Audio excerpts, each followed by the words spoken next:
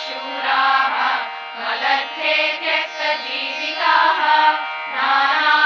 नानाशस्त्रप्रहरणाः सर्वे युद्धविशारदाः अपर्याप्तं तदस्माकं बलं भीष्माभिरक्षितम् पर्याप्तं त्विदमे तेषां बलं भीमाभिरक्षितम् अयनेषु च सर्वेषु यथाहारमवस्थिताः भीष्ममेवाभिरक्षन्तु भवन्तः सर्व एव हि तस्य सञ्जनयन् हर्षं कुरुवृद्धः पितामहः सिंहनादं विनद्योच्चैः शङ्खं दद्मौ प्रतापवान् ततः शङ्खाश्च भैर्यश्च प्रणवानकगोमुखाः सहसैवाभ्यहन्यन्त सशब्दस्तु मुलोऽभवत् ततः श्वेतैर्हयैर्युक्ते महति स्यन्दने स्थितौ माधवः पाण्डवश्चैव दिव्यौ शङ्खौ प्रदध्मतुः पाञ्चजन्यं हृषीकेशः देवदत्तं धनञ्जयः पौण्ड्रं दध्मौ महाशङ्खं भीमकर्मावृकोदरः अनन्तविजयं राजा कुन्तीपुत्रो युधिष्ठिरः नकुलः सहदेवश्च सुघोषमणिपुष्पकौ काश्यश्च परमेश्वासः शिखण्डी च महारथः धृष्टद्युम्नो विराटश्च सात्यकिष्टापराजितः द्रुपदो द्रौपदेयाश्च सर्वश पृथिवीपते सौभद्रश्च महाबाहुः शङ्खान् दद्मुः पृथक् पृथक् सघोषोधातराष्ट्राणां हृदयानि व्यदारयत् नभश्च पृथिवीश्चैव तुमुलोऽभ्यनुनादयन् अथ व्यवस्थितान् दृष्ट्वा धातराष्ट्रान् कपिध्वजः प्रवृत्ते शस्त्रसम्पाते धनुरुद्यम्य पाण्डवः ऋषिकेशं तदा वाक्यम् इदमाह महीपते अर्जुन उवाच सेनयोरुभयोर्मध्ये रथं स्थापयमेच्युत यावदेतान्निरीक्षेऽहं योद्धुकामानवस्थितान् तैर्मया सह योद्धव्यम्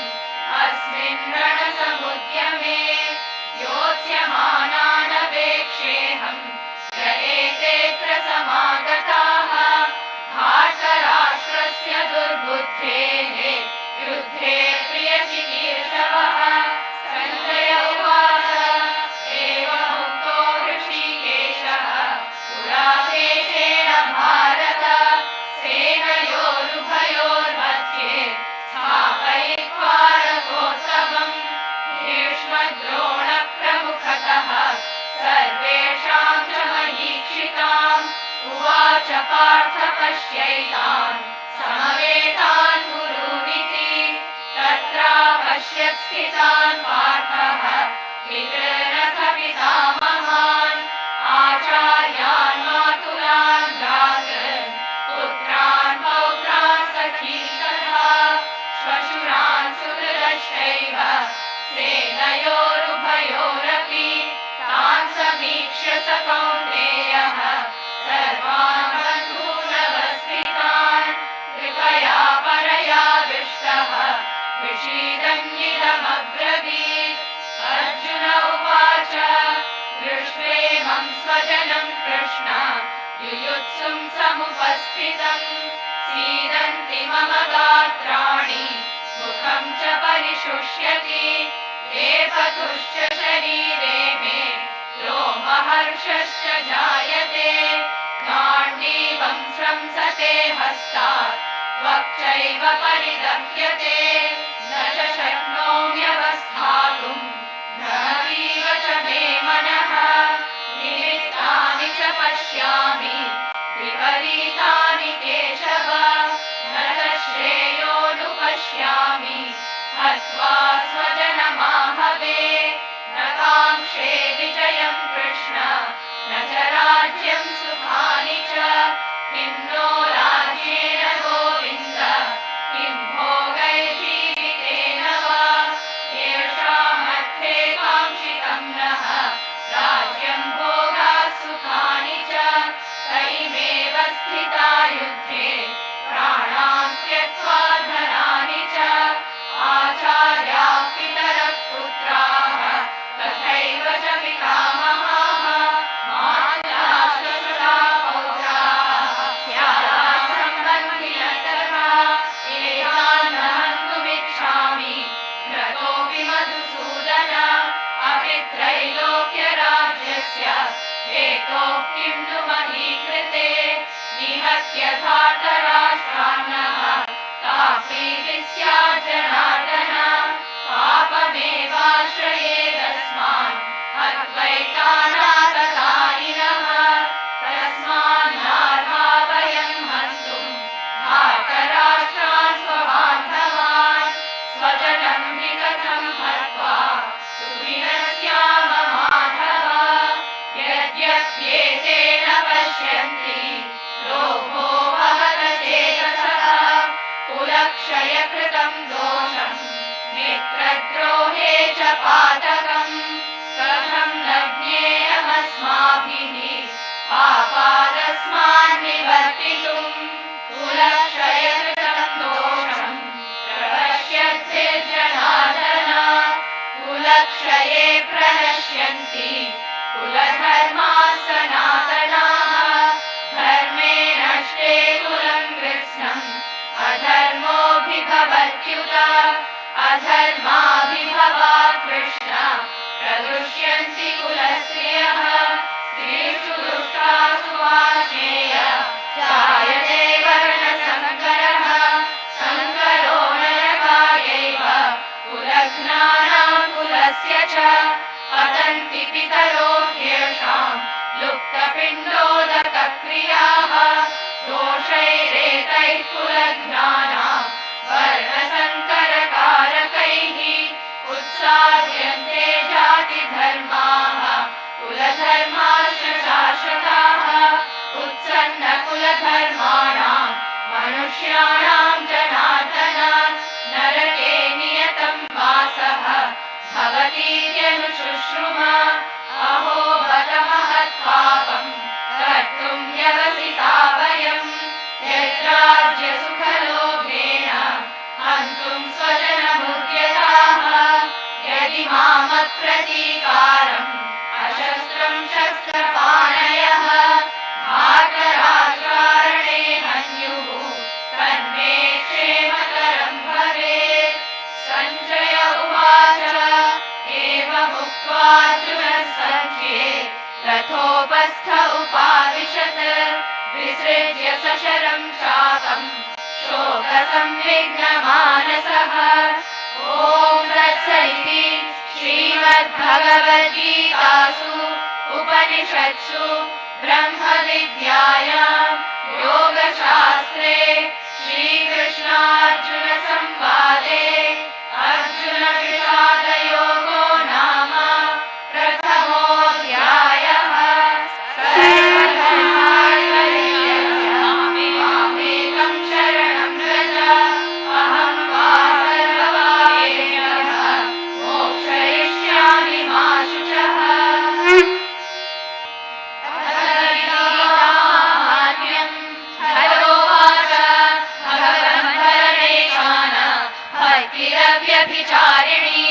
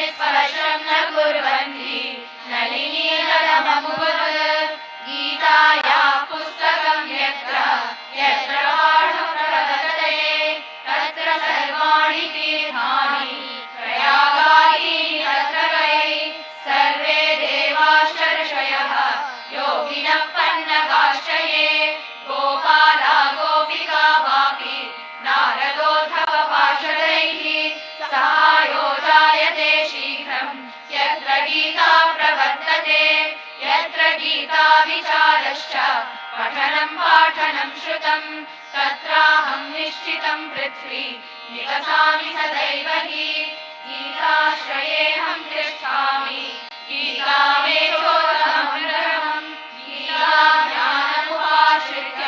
त्रिलोकान् पालयाम्यहम् गीता मे परमा विद्या ब्रह्मरूपा न संशयः अर्धमात्राक्षरा नित्या स्वानिर्वाच्य पदात्मिका चिदानन्देन कृष्णेन प्रोक्ता स्वमुखतोऽर्जुनम् वेदत्रयी परानन्दा तत्त्वार्थज्ञानसंयुता योऽष्टादशं जपे नित्यं नरो निश्चलमानसः ज्ञानसिद्धिं स लभते ततो याति परं पदम् पाठे समर्थः सम्पूर्णे ततोऽर्थं पाठमाचरेत् तदा गोदानजं पुण्यं लभते नात्र संशयः त्रिभागं पठमानस्तु गङ्गास्नानफलं लभेत् षडंशं जपमानस्तु सोमयागफलं लभेत् एकाध्यायं तु यो नित्यं पठते भक्तिसंयुतः रुद्रलोकमवाप्नोति प्रणो भूत्वा वसेच्चिरम्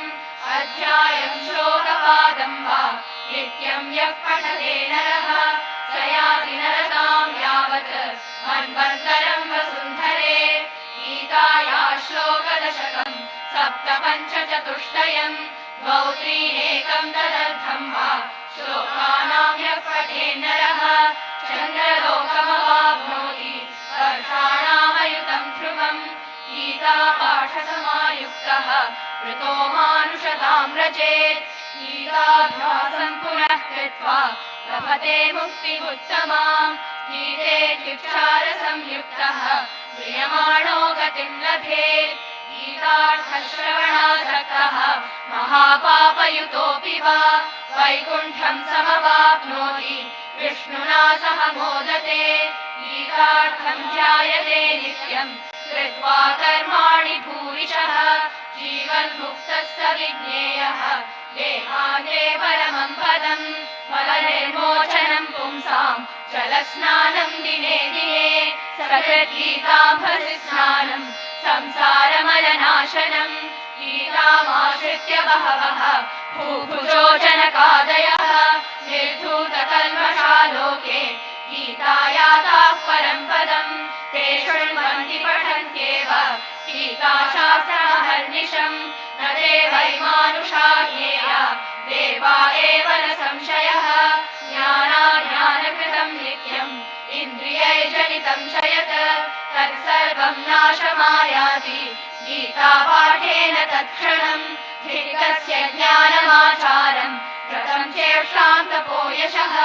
गीतार्थपठनं नास्ति नाथमस्तत्परो जनः संसारसागरं घोरं तर्तुमिच्छति यो जनः गीतानावं समारुह्य पारं याति सुखेन सह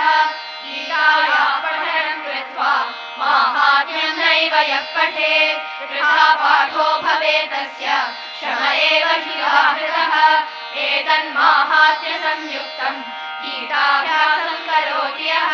सतत्फलमवाप्नोति दुर्लभां गतिमाप्नुयात् सूत उवाच माहात्म्यमेतद्गीतायाः मया प्रोक्तं सनातनं गीतान्ते च पठेद्यस्तु यदुक्तं तत्फलं लभेत् इति श्रीवराहपुराणे श्रीगीतामाहात्म्यं सम्पूर्णम्। श्रीकृष्णार्पणमस्तु। अस्माभिः कृतं पारायणं श्रीसद्गुरुचरणारविन्दार्पणमस्तु। यदक्षरपदभ्रष्टं मात्राहीनं तु यद्भवेत् तत्सर्वं क्षम्यतां देवनारायण नमोऽस्तु ते। विसर्गबिन्दुमात्रं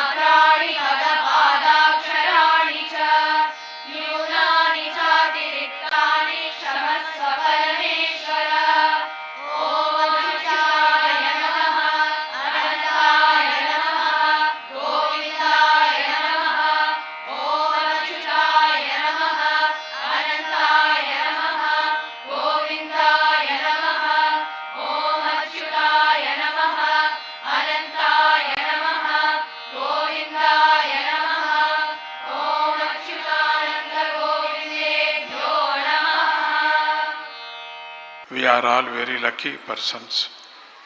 You people very lucky persons today is పారాయణ. మనమంతా సంపూర్ణమైన మీ జీవితంలో ఎప్పుడూ జ్ఞాపకం పెట్టుకోవాలి. Please remember always in Bhagavad Gita and also you go head